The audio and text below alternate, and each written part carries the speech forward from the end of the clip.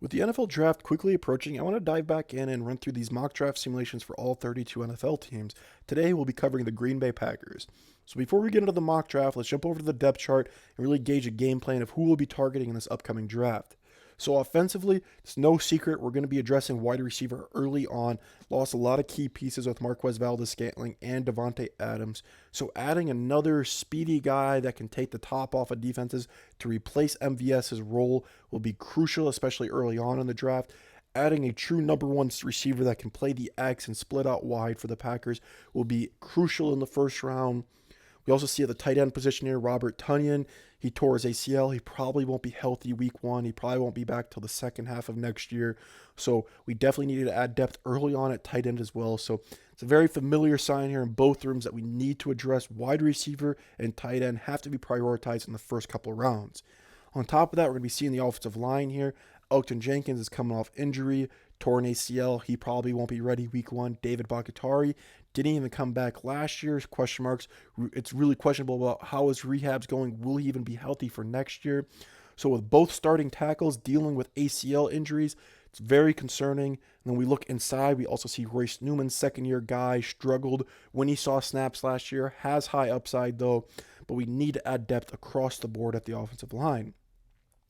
So overall then, defensively, moving on to the defensive side of the ball, this is where the strength of the team's at. This is where we're probably going to kind of miss and not really hit on early on in the draft. We're probably going to wait till later on to address the defense.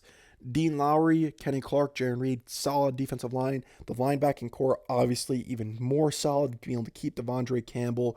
We got a great group of corners in the secondary. Rasul Douglas re-signing.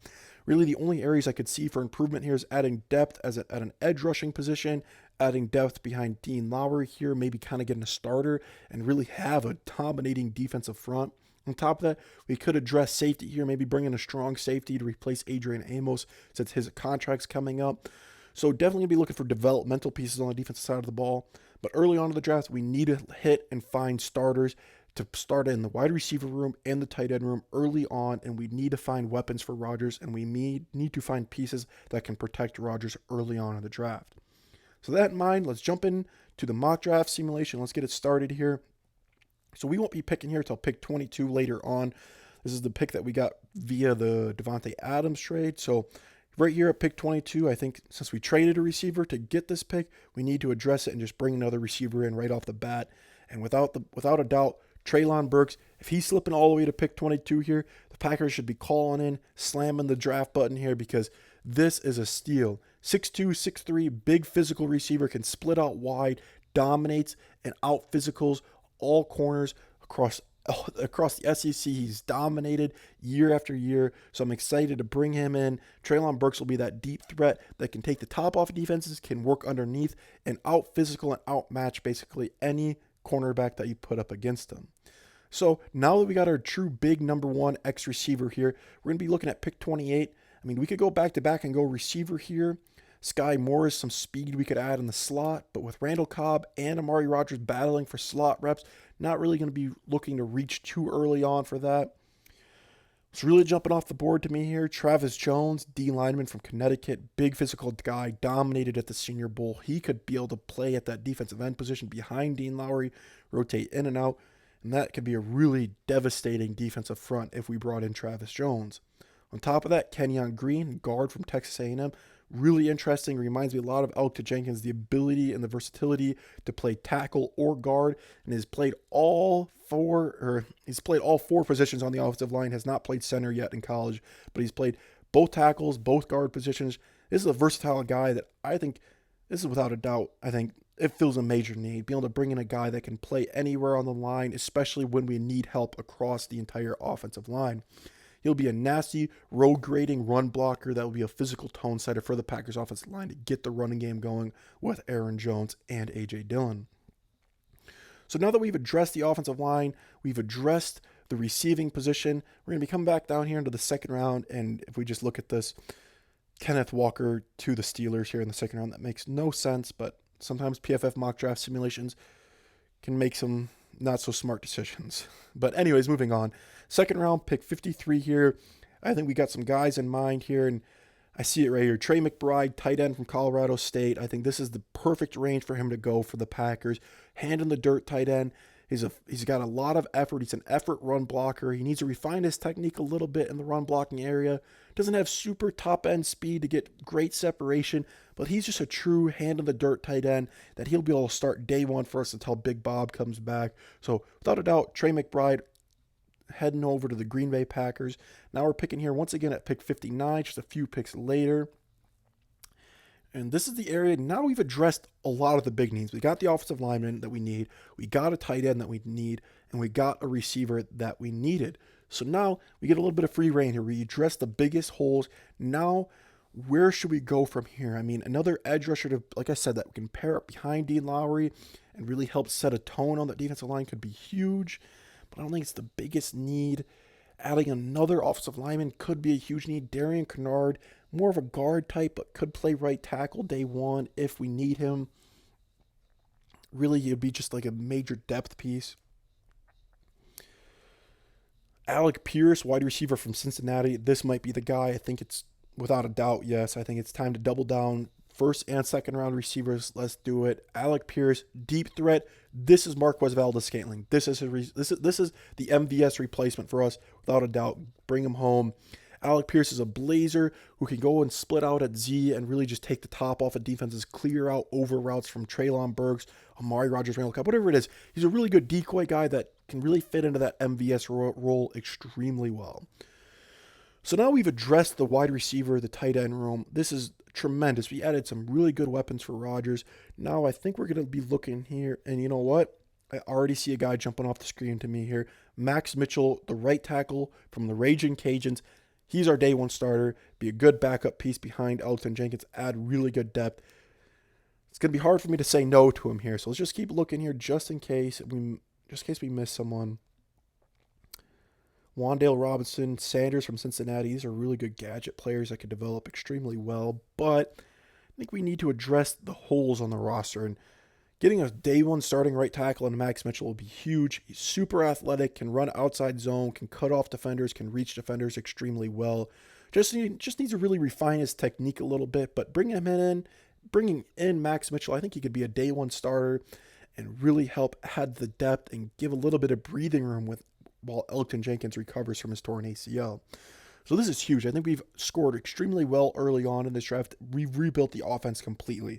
A lot of young guys will be moving to the offensive side of the ball, but we have to start probably flipping gears here and look into the other side, getting some pieces for the defensive side of the ball. We can't completely ignore it. And I think we see the guy here in Otito.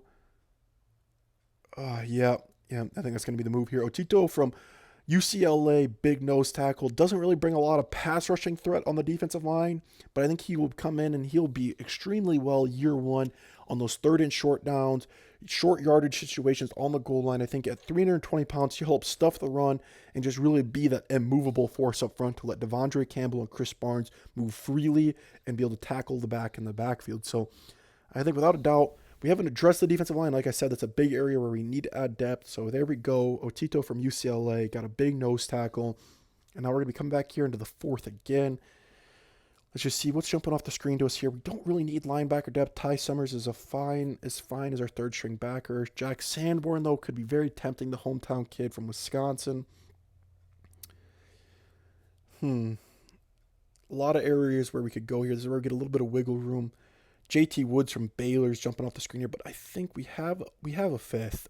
Yeah, we do have a fifth round pick. We'll wait. That might be a little bit early, but JT Woods from Baylor could definitely go here in the fourth or the fifth round. Let's come back here up to the top. I think a little bit difficult here, so it's going to be a hard call of who we want to go with here. It might be JT Woods. I'd rather secure that safety of the future now than risk losing him, because I think JT Woods has tremendous upside. Yeah, JT Woods from Baylor, blazing 40 time. He was a track star in high school. I mean, 4.3 speed, legit 4.3 speed at safety, sideline to sideline, coverage-wise.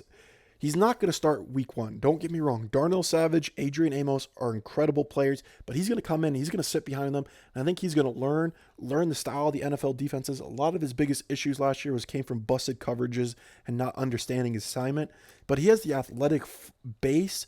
If he could build upon that now, he could be an all-pro safety 3-4 years down the road as he gets comfortable and learns the NFL or learns that defensive scheme and learn behind two really good safeties in Adrian Amos and Darnell Savage. So I think that's tremendous. Adding JT Woods, we just bolstered the secondary extremely well. Now coming here into the fifth, we could address the defensive line here, or excuse me, edge rusher here, get a piece behind Rashawn Gary and Preston Smith. It's a big weakness of the depth of the defense. We could also look back at the offensive side of the ball here. I mean, it really wouldn't hurt to go tight end again. We're going to be getting Kylan Hill back next year, which will be plenty of depth in the backfield. We really don't need to address the running back. We've addressed the offensive line extremely well. We've already taken 2 offensive linemen. I mean, we could take our third receiver here, Bo Melton or Tyquan Thornton. More of a Bo Melton guy. He's a blazing speed. I think he's going to add a lot of help, even on the special teams unit, being a kicker, punt returner. And this might be the guy here. Bo Melton, he's more of a slot receiver, so I don't know how many snaps you'll see on the offensive side of the ball, but he's definitely a shifty playmaker that can return punts and kicks for us extremely well. And we all know that the special teams has been one of the biggest glaring weaknesses for the Packers throughout the last few years.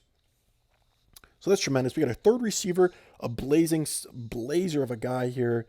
Now we're going to be rounding out here into the 7th round. I think we got a 3 or 4 7th round picks here that we can really just play around with, take some dart throws here, maybe land some high upside guys. So I wouldn't mind taking another running back, just continue to add depth in the backfield. I think corners another area we could go. Defensive line, we've addressed it with one guy, but we could even add more pieces. I mean, we got free reign here, really. I think we really just got to take who we think is the best player available. I think we'll go corner Jack Jones from Arizona State. I mean, we got Rasul Douglas, we got Jair Alexander. Don't get me wrong, we got a really solid secondary, but with Jair's contract coming up, we could use some more depth in case he walks next year. So just going to continue addressing, like I said, the defense needs depth, but the starting unit is set in stone. It's one of the best defensive units, I believe, in the league. So like I said, we got some depth in the secondary to develop behind some guys that might be walking, such as Adrian Amos or Jair Alexander. We addressed the defensive line needs. Running back could be an area here. I mean, Tyler Goodson, I think, would fit in extremely well in the Packers offense. I just don't see the need really there with Aaron Jones, A.J. Dillon, and Kylan Hill. Definitely could be a practice squad guy in Tyler Goodson, but we'll wait. We don't really want to take a practice squad guy right now if we could hit on a starter. Oh, it might be Tyler Goodson, though. I'm assuming he's gone, but just in case if he's still here due to PFF's rankings. Tyler Batty from Mizzou, he is gone. I figured he would be gone. I thought it'd just be worth checking. He's another really solid playmaker. I think he'd be a great practice squad guy, developmental piece in case Aaron Jones, barring injury or whatever, I think he could slot in and really take 2, 3, 4 reps a game and be an explosive playmaker. Actually, I got who I want here. Connor Hayward, tight end, H-back, fullback, whatever you want to call him. He's a gadget player. I think he'll fit in perfectly, adds depth behind Josiah DeGuara. Love the pick. Now we're here in the 7th round, last pick of the draft. Ooh, I did not want to hit that. Is it? Oh, no, excuse me. Not the last pick in the draft. Pick 258. So I think this is where we're going to look at running back here. Tyler Goodson, I think, will be a great fit. He probably won't dress week 1. He'll probably be a developmental piece on the offense, probably be put on the practice squad, will get brought up if there's an injury or whatever there might be. Aaron Jones could be walking soon. He could add depth in the next few years. Whatever it might be, I think it's a solid pickup. So let's take a look. PFF graded us out at a B-. Let's take a look, just overviewing the draft here. Treylon Burks, big X receiver, can slot in day 1, be the number 1 receiver that could be a big play threat for the offense. Kenyon Green, day 1 starter at guard. I love this pick. I think he has the versatility to even bump out and play tackle. These 2 picks right here fill massive holes on the Packers, on the offensive side of the ball for the Packers. Trey McBride comes in. It's going to be a great tight end room, especially when Robert Tonyan gets healthy. Be able to have Mercedes Lewis, Trey McBride, and Robert Tonyan. It's going to be a great tight end room to work with. Josiah Dewar will be running that H-back, fullback roll out of the backfield, so he'll even be getting some snaps in there. That's just a tremendous, I think, tremendous need that we are able to fill in there. And especially if Robert Tonyan comes back, has a big year, he might walk next year. Trey McBride could easily slot in and start at tight end next year. Alec Pierce, this was probably my favorite pick of the draft, being able to replace MVS, get that deep threat Z receiver that can take the top off of defenses to run decoy routes to free up guys underneath like Rondale Moore, Amari Rodgers, Randall Cobb, and Treylon Burks. I think Alec Pierce will be a phenomenal. He's not going to put up gaudy numbers year one, but he'll be able to be a decoy piece that can free up a lot of other guys on the opposite side of the ball. Max Mitchell here, like I said, day one right tackle. He's going to step in. He's going to start at right tackle until Elgton Jenkins is fully healthy. He's going to thrive in the wide zone, outside zone running scheme. Otito, graded out of a D here. Don't really know why. He's going to add much needed depth on the defensive line. He's going to pair up extremely well with TJ Slayton in certain roles of short yardage situations, be able to stuff the run, stand up, shed blockers, and be able to really just hold defenses short, like I said, on short yardage situations. Phenomenal pick, I believe. JT Woods, this is a developmental piece, grade out at an F. He could easily slip into the 5th round. This might have been a little bit of a reach here by me, but blazing speed, sideline to sideline coverage ability. I think he could easily slot in and take over the Adrian Amos role down the road when Adrian Amos's contract is up if we don't have the money to re-sign him. Or if anything, if one of them gets hurt, I think he'll be able to slot in, play extremely well at either safety position.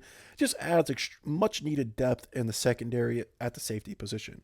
Bo Melton, really focusing on the special teams upgrade here and possibly getting a gadget role player in the slot, maybe design some screens up for him, get him out into open space. Could be a lot like, if we remember a few years back, Tyler Ervin, with how Swervin Irvin was used in a lot of bubble action, jet motion, stuff like that.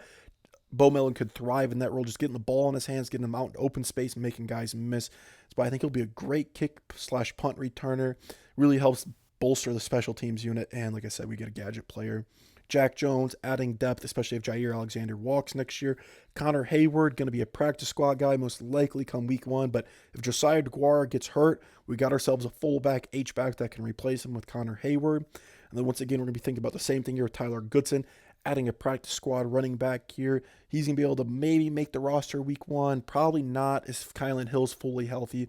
But he'll add a much-needed depth piece in case Aaron Jones goes down, in case A.J. Dillon goes down. We're going to be able to bring in and have another third running back to help rotate, keep that backfield fresh. So overall, let me know your guys' thoughts on the draft. I think we addressed a lot of the needs early on here. I think this would be a really good foundation the Packers would set for the future moving forward. I mean, replacing MVS and Davante Adams all in the same draft here, possibly. Obviously, talent-wise, we don't know if Treylon Burks is going to obviously be able to replace the production that Davante Adams had, but I think we're setting a really strong foundation for it. But let me know your guys' thoughts. Would you guys be happy if the Packers did this? Would you guys be upset? Let me know. I think this is a really strong foundation. I think we got a lot of day one starters here in the first 3 rounds. But like I said, let me know your guys' thoughts. I love hearing from you guys. I'll catch you guys in the next one. Peace.